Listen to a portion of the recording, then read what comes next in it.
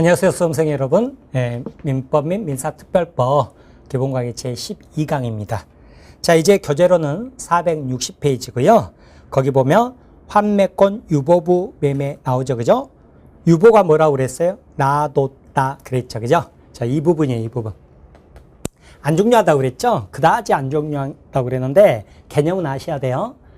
자, 이게 제가 개인 간에는 이 환매 특약이 있는 매매 계약은 본 적이 없어요. 그래서 거의 없는데 몇 년 전에 어떤 게 있었냐면 한참 깨지난 것 같아요. 거의 뭐 한 10년 가까이 된 것 같은데 우리가 이제 광화문 이렇게 마주보고 있으면 오른쪽 방향으로 쭉 가다 보면 안국동, 개동 그쪽에 나와요. 그런데 거기가 현대그룹 사옥이 있거든요. 근데 현대그룹에서 이 현대그룹 사옥을 팔겠다고 한 적이 있어요. 이게 신문기사에 한 번이 나왔는데 팔기는 파는데 어떤 조건으로 팔았냐면 자기들이 5년 동안 빌려서 임차인으로 사용하다가 5년 후에 다시 되사오는 조건으로 자기들이 팔겠다 그랬어요. 근데 이 매매 계약이 이루어졌는지도 모르겠어요. 그런데 만약에 그 매매 계약이 이루어졌다면 파니까 매매잖아요. 근데 거기는 뭐가 붙어 있어요? 다시 자기들이 되사올 수 있는 권리, 환매권이 붙어 있다 그 말이죠, 그죠? 그러니까 이것을 환매 특약이 붙어 있는 매매 계약 혹은 환매권이 유보되어 있는 매매 계약 이렇게 표현을 하는 거죠. 환매권이 붙어 있는 매매 계약이다 그 말이죠. 그래서 환매권 유보부 매매 혹은 환매 특약 부 매매 그래요. 부가 붙어 있다 그 뜻이에요.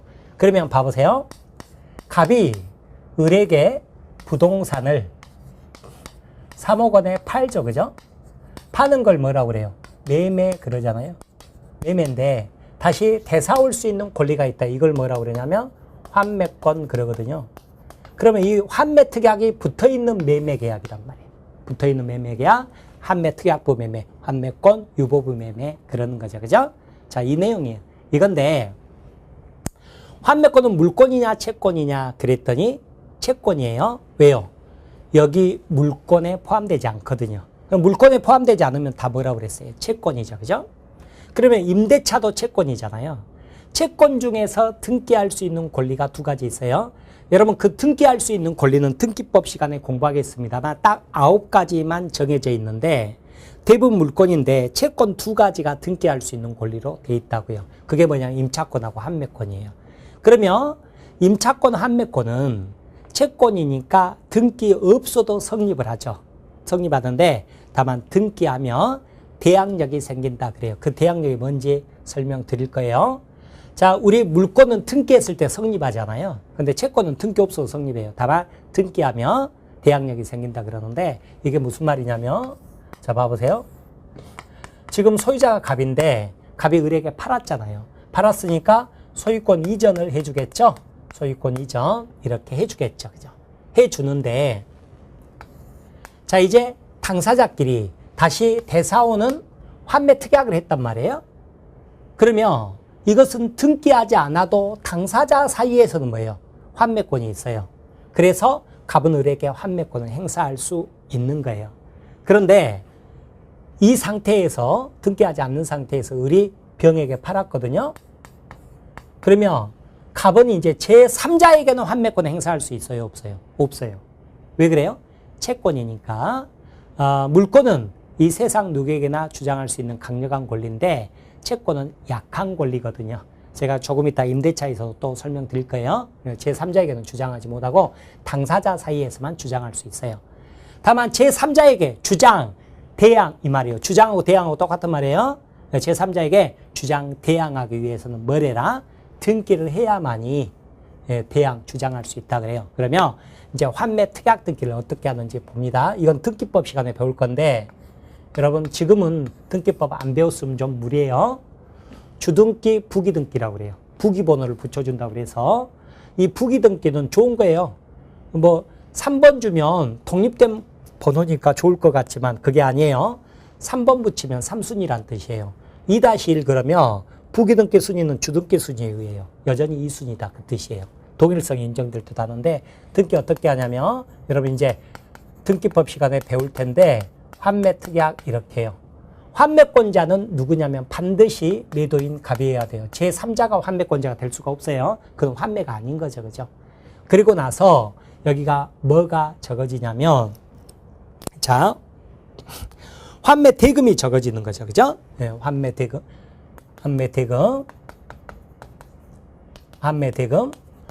매매 대금이라고도 그러는데 얼마에 팔았어요? 3억에 팔고 3억 원에 대사온다 그러면 3억 이렇게 적어지는 거예요. 그런데 이것도요, 당사자 특약으로 3억 원에 파는데 4억 원에 대사온다 이럴 수도 있어요. 이럴 수도 있는 거예요. 근데 보통은 이제 3억 원에 대사온다 이런 식으로 하죠.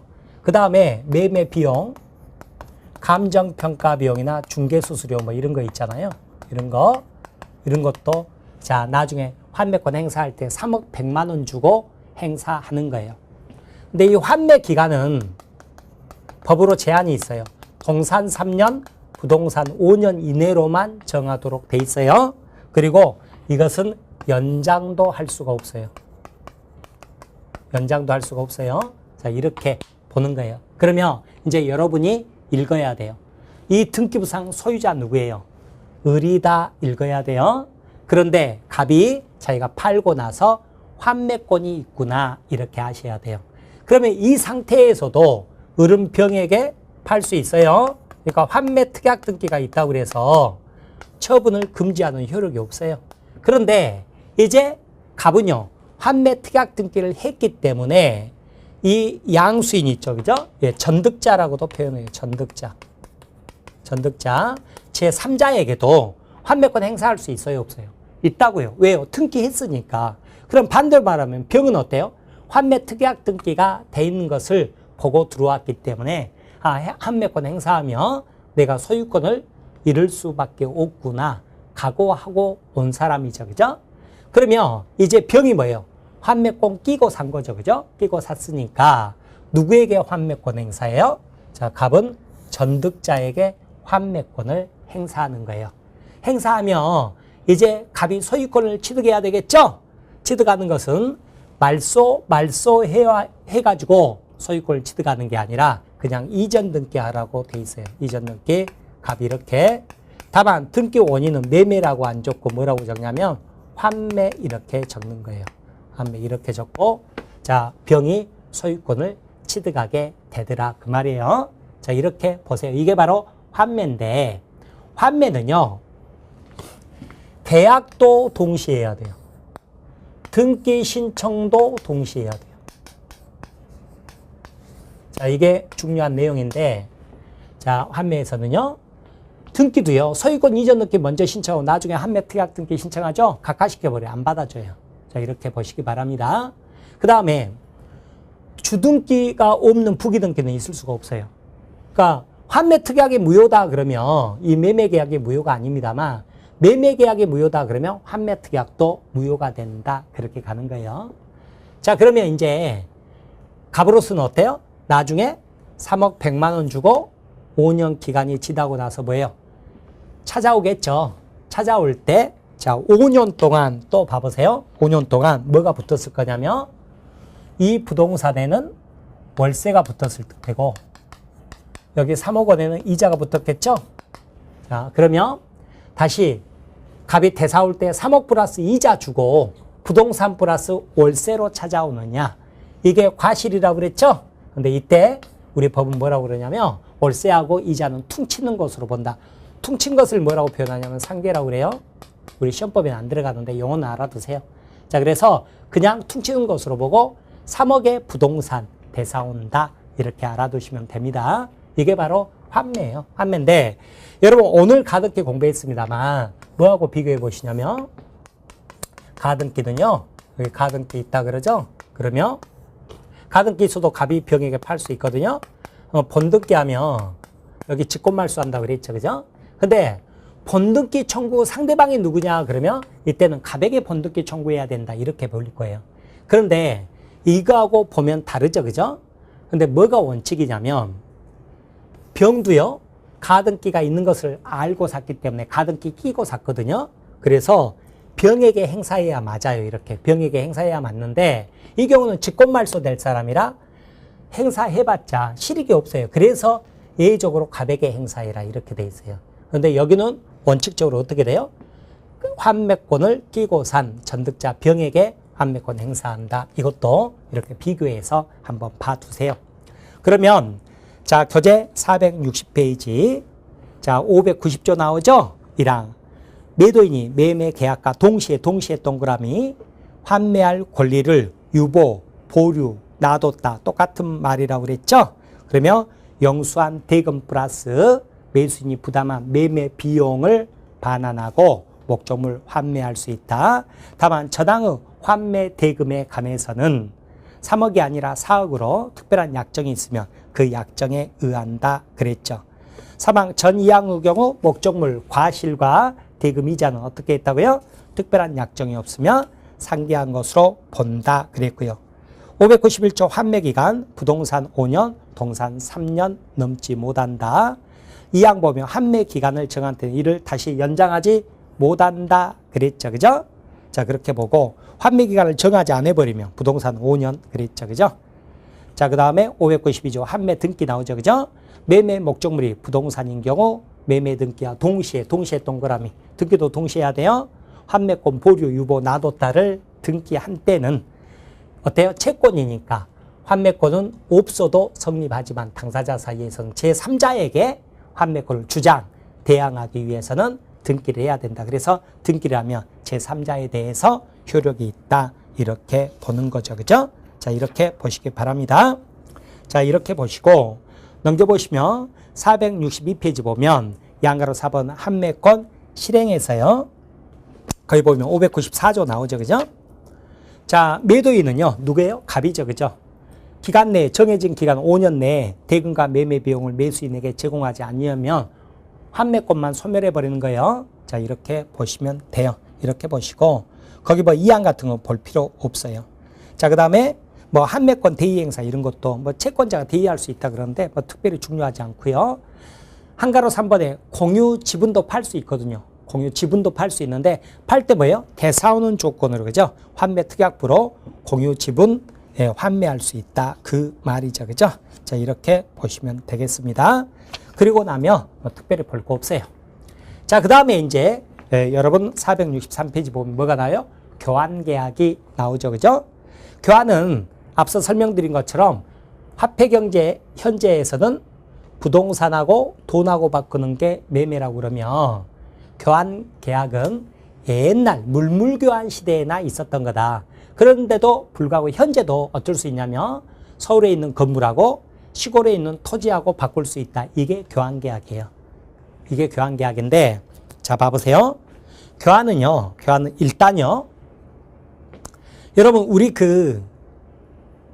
중고등학교 시절에 생산의 3요소 그렇게 공부했었죠. 그럼 뭐가 있었어요? 토지, 자본, 노동 그랬잖아요. 그러면 토지하고 자본을 가지고 있는 사람을 뭐라고 그래요? 자본가라고 그러죠. 노동을 제공하는 사람을 노동자 그러잖아요. 그럼 교환은 어디에서만 이루어지냐면 자본에서만 이루어진다 이렇게 기억을 하세요. 그러니까 부동산하고 주식하고 바꾸는 것은 교환계약이에요. 교환계약인데 일을 해주는 대가로 노동력을 제공한 대가로 부동산을 주기로 했다. 그러면 이건 교환계약이 아니다. 자, 이렇게 알아두시고요. 자, 그 다음에 보충금이라는 게 있는데요. 뭐냐면 여기 5억짜리 부동산하고 자 5억짜리 토지하고 맞교환하는 게 교환계약인데 자, 예를 들어서 여기 건물은 5억짜리인데 토지가 3억밖에 안 돼요. 그럼 여러분 같으면 맞교환 하겠어요? 안 하겠어요? 안 하겠죠? 그때는 어떻게 하겠어요? 3억짜리 토지에다가 현금 2억 붙여가지고 교환을 한다. 그거죠. 이때 붙이는 현금을 뭐라고 그러냐면 보충금이라고 그러는데 문제는 보충금이 있는 교환계약은 교환계약이냐 매매계약이냐 그 말이에요. 그랬더니 여전히 그것도 교환계약이에요. 매매 아니에요. 교환계약인데 다만 우리 법조문에는 보충금에 한해서는 매매 대금에 관한 규정이 적용된다. 이렇게 이야기하고 있을 뿐이에요. 자, 그 다음에 교환계약도 뭐예요? 낙성, 불효식, 쌍무, 유상이라고 그랬죠? 그래서 어때요? 동시행 위험부담, 담보책임 다 적용된다. 이렇게 알아두시고요. 마지막으로 자, 여러분이 시골에 있는 토지 소유자예요. 시가가 한 5억짜리 가요.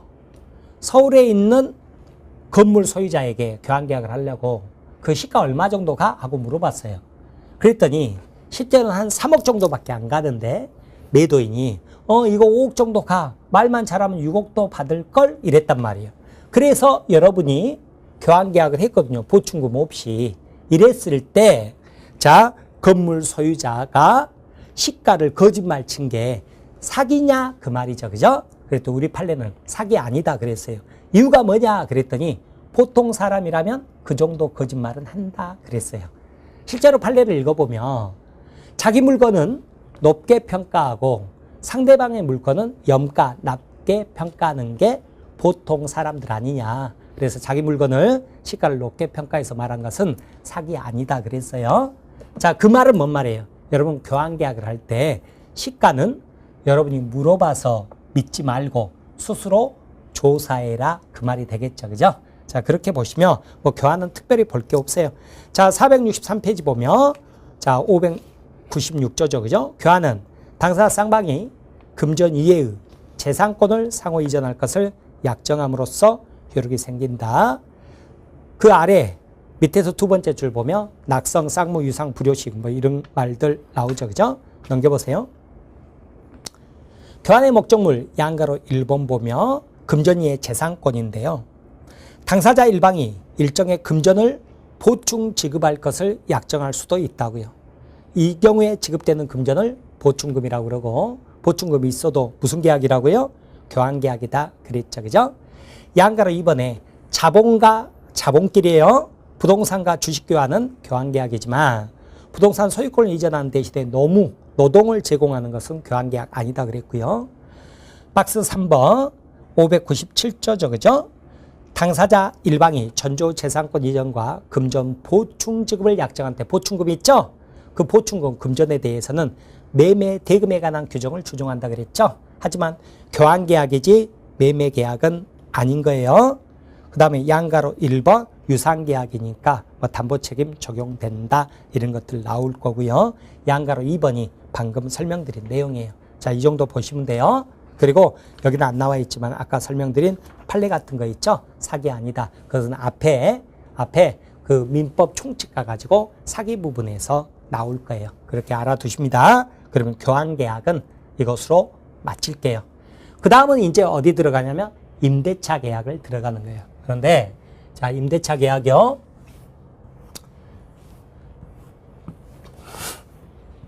오늘은 이제 임대차 계약을 전부 다 끝내지는 못할 거예요. 그런데 뭐가 있냐면 제가 꼭 뭐라고 그랬냐면 임대차는 물권인 전세권하고 비교해서 공부하라고 그랬잖아요.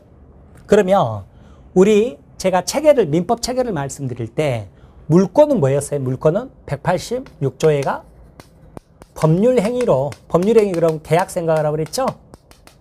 이 물권을 취득할 때 뭘 해야 된다? 등기를 했을 때 물권이 발생, 변경, 소멸한다. 이렇게 공부했잖아요. 그랬죠? 187조는 어떻게 돼 있었어요? 법률의 규정이죠. 상속 같은 건 등기 없어도 물권 변동 효력 발생하는데. 그러면 자, 소유권을 매매 계약으로 소유권을 취득하려면 매매 계약을 하고 소유권 이전 등기를 해야죠. 그죠? 근데 여러분이 아파트를 담보물로 제공하고 국민은행한테 1억 원을 빌려요. 그럼 국민은행은 여러분 아파트에 저당권이 있단 말이에요. 그럼 뭐예요? 저당권 설정 계약을 하고 여러분 아파트에 저당권 설정 등기했을 때 저당권을 취득하겠죠. 자, 건물 소유자한테 전세권, 보통 은행 지점들이 들어갈 때 전세권으로 빌려서 들어가거든요. 그러면 어떻게 해야 돼요? 자, 법률행위라고 그랬죠. 죄송합니다. 법률행위. 그럼 법률행위 그러면 이제 계약 생각하라고 그랬는데 이때는 어떻게 돼요? 전세권 설정 계약을 하고 전세권 설정 등기를 했을 때 뭐예요? 전세권이 생긴다. 이렇게 가는 거죠. 그죠? 자, 그런데 봐보세요. 이 관계인데 3층짜리 건물이 있어요. 소유자가 누구냐면 A예요. 그런데 B가 1층만 세들어 들어가는 거예요. 세들어 들어가는 건데 이게 그러면 물권인 전세권일 수도 있고 임차권일 수도 있죠. 그죠? 임차권일 수도 있다. 이렇게 되겠죠. 그죠? 자, 그러면 우리는 법률 행위를 하고 그 다음에 뭘 해야 돼요? 등기를 해야죠. 그죠? 그러면 전세권은 물권이니까 법률 행위, 즉 계약한 것만으로는, 전세권 설정 계약한 것만으로는 아직 전세권이 안 생겼죠. 언제 생겨요? 등기했을 때 전세권이 생긴다 그러죠. 즉 뭐예요? 물권은 등기하면 뭐가 생겨요? 물권이 변동하는 효력이 생긴다, 이런 식으로 표현을 해요. 물권 변동적 효력이 있다. 근데 임차권은 물권이에요, 채권이에요? 채권이란 말이에요. 왜 채권이에요? 물권이 아니니까 채권이라고요. 그러면 채권은요, 등기 없어도 약정만으로 약속한 날에 임차권이 생겨버려요.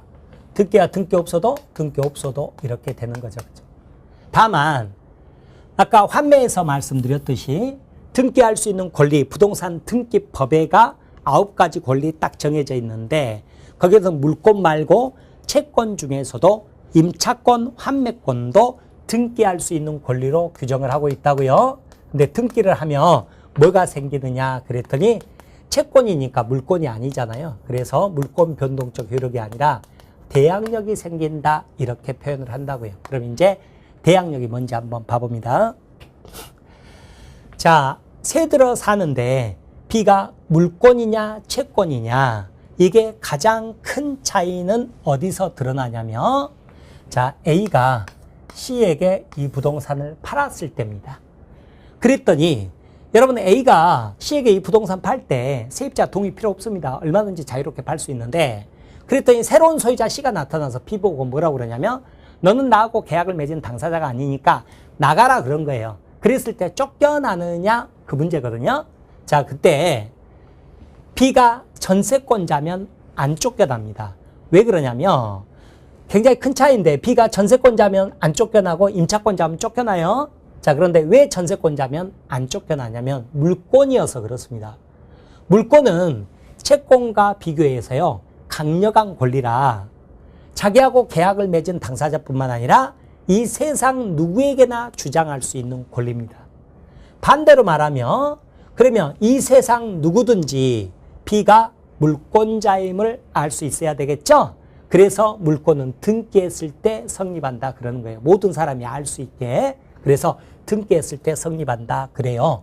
그러면 이해관계가 어떻게 조절이 되냐면, B는 내내 살다가 그 존속기간이 끝나죠. 그죠? 그러면 신소유자니까 누구예요?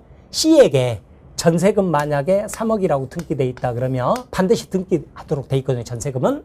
그러면 전세금 반환받아서 나가면 되는 거예요. 반대로 말하면 C는요, 자, 전세권을 끼고 샀다 그래요. 끼고 산 것을 우리 법률 용어로 뭐라고 그러냐면 승계취득이라고 그래요. 건물을 맨 처음에 자기가 건물을 신축했다 그러면 누구한테 승계한 게 아니죠. 그걸 원시취득이라고 그래요. 원시취득이라고 함에 비해서, 자, C는 전세권 끼고 샀다, 매매니까 승계취득이라고 그러는데요. 자, 그러면 C는 봐보세요. 자기가 매수할 때 등기부 열람해 봤겠죠? 그러면 소유자가 A로 돼 있으니까 A하고 매매 계약을 했을 거라고요. 근데 울구에 보니까 전세권 등기돼 있잖아요. 그러면 자기는 각오해야 돼요. 아, 내가 사용 못 하는구나. 언제까지? 전세기간 끝날 때까지, 전세권 존속기간 끝날 때까지. 그리고 내가 전세권 끼고 샀으니까 등기돼 있는 전세금을 내가 반환해 줘야 되는구나. 각오하고 사야 된다고. 그게 싫으면 안 사는 거고요. 따라서 C는 이게 10억짜리다 그러면 얼마 주고 사야 되겠어요? 7억 주고 사야죠. 자, 이런 식으로 이해관계가 조절이 되는 거라고요. 그런데 B가 임차인이죠. C가 나가 그러면 쫓겨나는 거예요. 왜 그러냐면 채권이라는 것은 물권과 비교해서 약한 권리예요. 그래서 채권자는요, 계약을 맺은 당사자에게만 자기 권리를 주장할 수 있어요. 보통 뭐 특정인에게만 급부를 청구할 수 있다, 이런 식으로 표현하는데, 여러분 그런 용어 몰라도 좋아요. 그냥 자기하고 계약을 맺은 당사자에게만 주장할 수 있고 제3자에게는 주장할 수 없는 권리다, 그렇게 알아두세요. 그러니까 등기 안 해도 되는 거죠. 그죠? 다만 등기까지 돼 있다면 어떻게 되느냐 그랬더니 안 쫓겨나는 거예요. 보통 등기가 안 돼 있죠. 그죠? 그러면 나가 그러면 쫓겨나는 거예요. 보증금 받고 못 받고 쫓겨나요. 그러면 어떻게 해야 돼요? B는 자기의 임대인인 A를 찾아야 돼요. A를 찾아서 A에게 보증금 청구해야 돼요. 근데 얘가 야반도주 해버리면 못 찾았다 그러면 못 받는 거죠. 그죠? 자, 그러면 이제 이게 이제 등기 안 한 임차권의 효력인데 등기했으면 뭐가 생긴다고요? 대항력이 생긴다고 그랬죠? 그럼 대항력이 생긴다는 게 뭔 말이냐? 자, 첫 번째, 안 쫓겨난다는 뜻이에요. 안 쫓겨난다. 두 번째, 기간 끝나고 나갈 때요. 신소유자 C에게, 신소유자에게, 우린 뭐예요? 대항력이란 게 제3자에게도 임차권을 주장할 수 있다. 그 말이라고 그랬잖아요. 대항 이코로 주장 그랬죠? 그 제3자에게, 누구? 신소유자에게 주장할 수 있다는 말은 뭔 말이에요? 보증금을 반환 청구할 수 있다는 말이 되겠죠. 그죠? 이걸 말을 하는 거예요.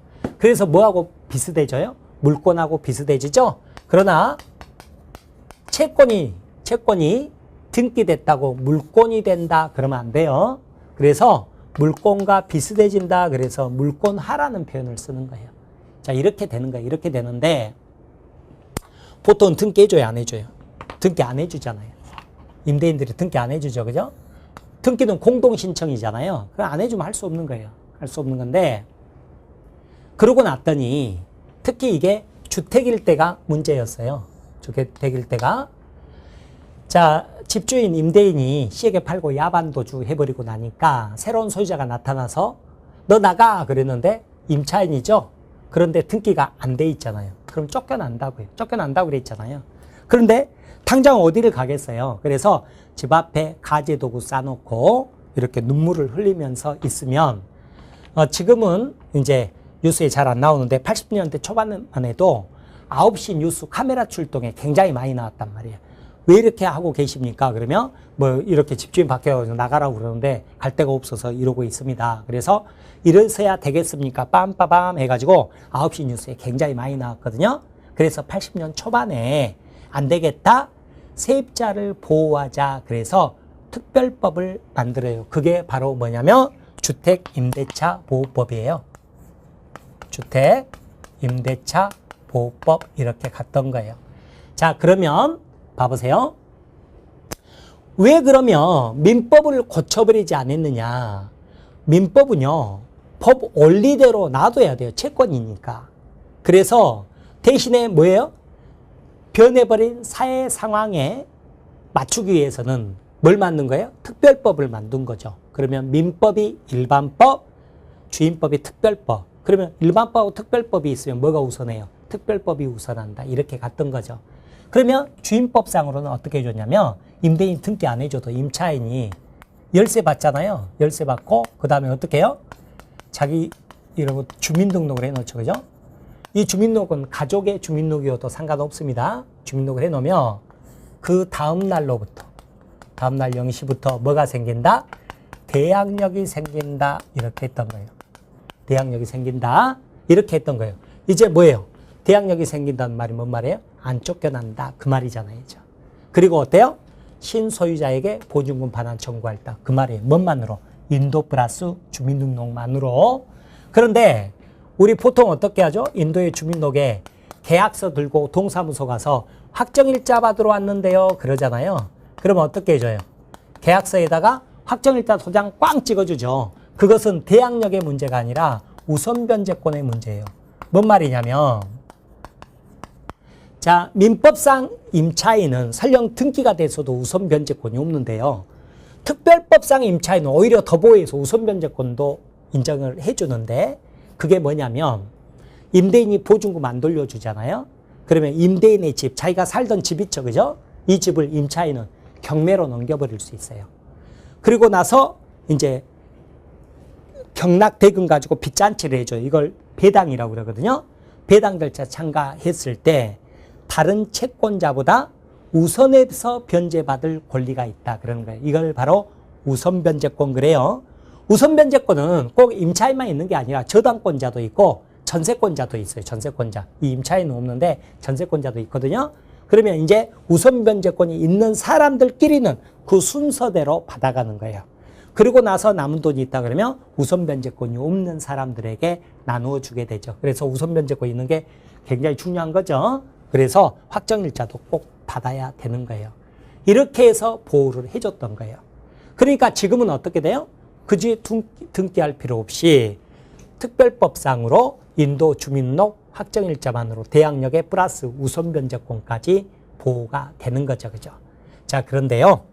이 주택임대차 보호법은 주택만 보호됐지 상가를 보호 안 했어요. 상가를 보호 안 해서 라면 가게 하는 상가 임차인은 주인 바뀌어서 나가 그러면 계속 쫓겨났었다고요. 그래서 안 되겠다. 상가도 보호하자. 그래서 2001년도에 만들어요. 한 20년 있다가 상가 건물 임대차 보호법을 만들게 된 거예요. 이렇게 만들게 된 거죠. 자, 그래서 어떻게 되냐면 논리 구조는 똑같아요. 뭐예요? 인도 받고 여기는 세무서 가서 사업자 등록을 해야 돼요. 사업자 등록을 하면 그 다음 날로부터 다음 날 0시부터 뭐가 생겨요? 대항력이 생긴다. 이렇게 해준 거예요. 거기다가 인도의 사업자 등록에 계약서 들고 여기 확정일자도 동사무소가 아니라 세무서 가서 받는 거예요. 확정일자까지 받으면 우선 변제권까지 인정된다. 이렇게 됐던 거죠. 그죠? 자, 이렇게 해가지고 상가까지 보호하게 된 거예요. 이렇게 됐는데 다만 주임법, 상임법을 비교를 해보면 주임법은 금액 제한이 없어요. 보증금이요. 100억이라도 목적물이 주택이다 그러면 주임법이 적용이 돼요. 근데 상가건물 임대차 보호법은 금액 제한이 있어요. 금액 제한이 있어서요. 자, 서울 같으면 얼마까지만 보호되냐면 6억 1천만 원까지만 보호돼요. 6억 1천만 원까지 서울 같으면 서울만 알아두세요.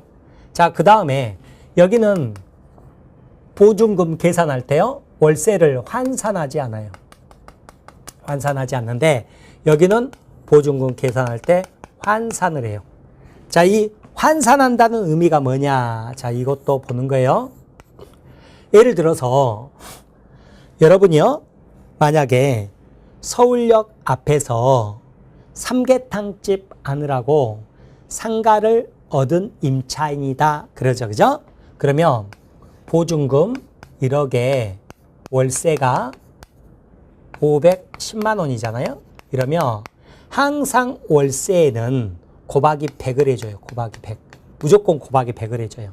그러면 1억 플러스 5억 1000이 되죠. 그죠? 곱하기 100을 해준 것을 환산한다고 그래요. 그럼 합산하면 얼마가 되죠? 6억 1000만 원이 되는 거죠. 그죠? 6억 1000만 원이 되죠. 그러면 이 법이 적용되는 거예요. 6억 1천만 원. 그러면 이 법이 적용된다고요. 그런데 보증금 1억에 월세가 520만 원이죠. 그죠? 그래버리면 얼마가 돼요? 곱하기 100을 해주면 5억 2천이 돼버리죠? 그러면 1억 포함하면 얼마가 돼요? 6억 2천이 되잖아요. 그럼 이 법이 적용 안 되는 거예요. 적용 안 돼요. 자, 이렇게 알아두시기 바랍니다. 그래서 서울 6억 1천까지만 적용된다. 이렇게 봐두세요.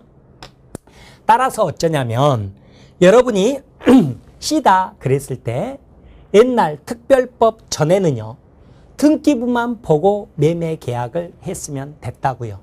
따라서 그때는 등기부 열람해 봤더니 소유자 A가 있다 그러면 소유자하고 매매 계약을 해야죠. 근데 전세권이 등기돼 있다 그러면 어떻게 해야 돼요? 아, 끼고 사는구나 각오해야죠. 그죠? 임차권이 등기돼 있다 그러면 어떻게 돼야 돼요? 등기가 돼 있으면 아, 임차권 끼고 사는구나 각오해야죠. 그죠? 그렇게 해야 돼요. 자, 그런데 만약에 등기가 안 돼 있어요. 등기가 안 돼 있으면 어때요? 등기가 안 돼 있으면 전세권도 없는 거고 설령 임차권이 있더라도 걱정할 필요가 없죠. 그죠? 왜요? 나가 그래버리면 되니까. 물론 뭐 얼굴 붉히고 해야 되니까 심적으로 불편한 점이 있지만 법적으로는 나가 해버리면 끝난단 말이에요. 그래서 예전에는 등기부만 보고 계약을 했으면 됐지만 특별법 하에서는 등기부만 보고 매매 계약하면 안 돼요. 왜요? 나에게 대항할 수 있는 임차인이 있을 수 있잖아요. 등기부에 안 나타나지만. 그러면 나는 어떻게 돼요? 임차권 끼고 샀으니까 내내 나가라고 못 하다가 나갈 때 보증금을 내가 돌려줘야 된단 말이에요. 그래서 이제 등기부만 보는 게 아니라 이제 뭘 해봐야 돼요? 동사무소 가면 확정일자부도 열람해 볼 수 있고요. 전입세대 열람도 할 수 있어요. 무작정 보여주는 게 아니라 뭐 경매 나와서 그렇습니다. 아니면 매매 계약 하려고 그럽니다. 이렇게 하면 이렇게 전입세대 열람을 해주거든요. 근데 주민등록 전입신고가 누구로 돼 있냐면 등기부상 소유자는 A인데 다른 사람 이름으로 전입신고가 돼 있어요. 그러면 이거 임차인이 있는 거 아니야? 알 수 있죠. 그죠? 그러면 가서 어떻게 해봐요? 띵똥하고 확인을 해보라. 그 말이죠. 그죠? 자, 건물을 사는데 세무서 가서 사업자 등록 열람해 보는데 등기부상 소유자 A가 아니라 다른 사람 B 이름으로 사업자 등록이 돼 있다 그러면 임차인 있는 거 아니야? 하고 띵똥 해보라. 그 말이죠. 그죠? 자, 근데 여러분은 부동산 거래할 때 이거 안 해봤을 거예요. 왜요? 공인중개사가 다 알아서 해줬으니까. 근데 직거래한다 그러면 이런 거 꼭 해야 되는 거죠. 그죠? 네, 그래서 굉장히 중요한 문제예요. 그래서 부동산 거래할 때는 제가 강의해서 이런 말씀을 드리는 게 아니라 자기 거의 전 재산을 놔두고 거래를 하게 되는데 그 중개보수 아깝다고 그거 아끼려고 막 이러지 마세요. 그러다가 나중에 큰 코 다칠 수도 있는 거예요. 우리 몇십만 원, 몇백만 원, 뭐예요? 몇십만 원, 10년, 20년 그렇게 넣으면서도 뭐 하고 있어요? 보험도 들잖아요. 예, 그런 거 생각하면 예, 중개보수를 아낄 것은 아니에요. 대신에 충분한 서비스를 받을 수 있도록 해줘야 되고 또 공인중개사 공부하시는 분들은 그 충분한 받는 대신에 충분한 서비스를 해줄 수 있는 실력과 소양을 갖춰야 되는 것이지 물론 직거래 할 수 있습니다만 네, 이런 것들은 상당히 위험하다는 거 잘 알고 계시기 바랍니다. 아셨죠? 자, 그렇게 봐두세요. 그렇게 해서 지금은 어떻게 되는 거예요? 물권인 전세권이 있고 우리가 흔히 전세 산다 이렇게 표현하잖아요. 전세 산다. 전세 산다 하지만 이게 꼭 전세권은 아니라고요. 그죠? 왜 그러느냐 그랬더니 전세 산다 이게 뭐였어요? 보증금만 있는 걸 전세 산다고 흔히 표현하잖아요. 그런데 보증금 없이 월세만 있는 경우도 있고 그 다음에 보증금 얼마에 월세 얼마에 있다 반전세 그러죠. 그죠? 여러분 깔세라고 들어보셨어요? 깔세? 깔세가 뭐냐면 예를 들어서 상가인데 1층에서요 간판도 안 걸고 폐업 정리해가지고 아웃도어나 속옷 판다고 하는 거 있죠. 3개월 6개월 장사다 싹 빠진 사람 이 사람이 임차인으로 들어오는데 보증금 없이 월세로 들어오는데 6개월 깔세다 그러면 6개월치 월세를 한꺼번에 줘서 깔아놓는 거예요. 그래서 달달이 깐다 그래서 깔세라고 그래요. 자, 이런 것들은 뭐예요? 전세권일 수도 있고 임차권일 수도 있는 거죠. 그죠? 그럼 뭘로 구분하는 거예요? 자, 전세권은요. 전세권일 때는 반드시 등기가 돼야 되는데 뭘로 등기가 돼야 돼요? 전세권 설정 등기가 돼야 되는 거예요. 그런데 언제 임차권이겠어요? 이건 두 가지죠. 그죠? 등기가 안 돼 있거나 등기가 되더라도 뭘로 등기돼 있을 때? 임차권 등기가 돼 있을 때죠. 그러면 이건 뭐예요? 이거는 임차권이다. 이렇게 구분하는 거예요. 이렇게. 근데 보통은 어때요? 등기가 안 돼 있잖아요. 그러면 자 뭐예요? 임차권인데 보증금만 있다. 임차권인데 뭐예요? 월세만 있다. 임차권인데 보증금 얼마에 월세 얼마다. 임차권인데 깔세다. 이렇게 되는 거죠. 그런데 이거하고 꼭 구분하시라고. 이거하고 아셨죠? 그래서 현실은 대부분 다 뭐예요? 임차권인데 나 아파트 전세 사는데 해도 임차권인 경우가 대부분이죠. 물론 그 경우도 아파트라도 전세권 등기하면 전세권이에요. 전세권인데 그런 경우가 거의 없잖아요. 그래서 전세권 등기까지 한 경우가 대부분 뭐다? 은행 지점 이랬죠. 그죠? 왜 그러냐면 아파트 같은 경우 전세권 등기까지 해주라 그러면 임대인들이 집주인들이 코숨치죠. 계약 안 합니다. 왜요? 등기 안 하고 들어올 임차인들이 얼마든지 있으니까. 그런데 예를 들어서 여러분이 건물주인데 1층, 2층에 국민은행에 들어온다고 생각해 보세요. 좋아요, 나빠요?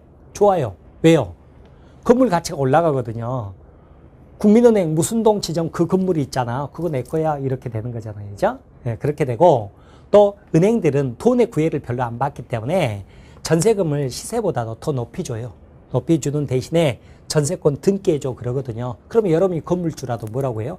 등기해 드려야죠. 이렇게 되겠죠. 그죠? 그래서 보통 전세권이 은행 지점인 경우가 많다. 물론 아파트도 전세권 설정 등기하면 전세권이에요. 근데 대부분은 등기가 안 돼 있는 임차권이다. 꼭 전세권과 임차권을 구분하셔야 돼요. 그리고 이것은 물권, 이것은 채권. 자, 전세권 공부하면서 나 아파트 전세 사는데 그 생각하면서 읽으면 말짱 꽝이란 말이에요. 아셨죠?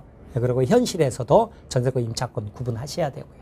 자, 꼭 구분하시기 바랍니다. 자, 그러면 우리가 이제 물권인 전세권하고 채권, 임차권하고 구분했죠. 그죠? 근데 임차권도 뭐예요? 자, 민법이 적용되는 임차권이 있고, 그 다음에 주택임대차보호법이 적용되는 임차권이 있고, 상가건물 임대차보호법이 적용되는 임차권이 있단 말이에요. 그죠? 자, 이렇게 구분하는데, 자, 봐보세요. 자, 그러면 봐보세요. 이거는 이제 다음 주에 하겠습니다만, 전세권이 있고, 민법상 임차권이 있고요. 그 다음에 주임법 있고, 상임법 있잖아요. 그러면 언제 무슨 법이 적용되는지를 먼저 보자고요. 먼저 전세권은 물권이죠. 이것은 뭐예요? 채권이죠. 그죠? 그러면 봐보세요. 여기는 목적물이 무엇이든지 간에 뭘로 등기가 돼 있어야 돼요? 전세권으로 등기가 돼 있어요. 그럼 다 뭐예요? 100% 전세권으로 가는 거죠. 그러면 등기가 안 돼 있거나 임차권 등기가 돼 있다. 그러면 임차권이라고 그랬죠. 근데 무슨 법이 적용되느냐 봤더니 목적물이 주택이죠. 그죠? 주택이다 그러면 100% 뭐예요? 주임법으로 가는 거예요. 주임법으로. 그래서 시험 문제 풀 때도 주택임대차 보호법상 이 말이 안 나오더라도요.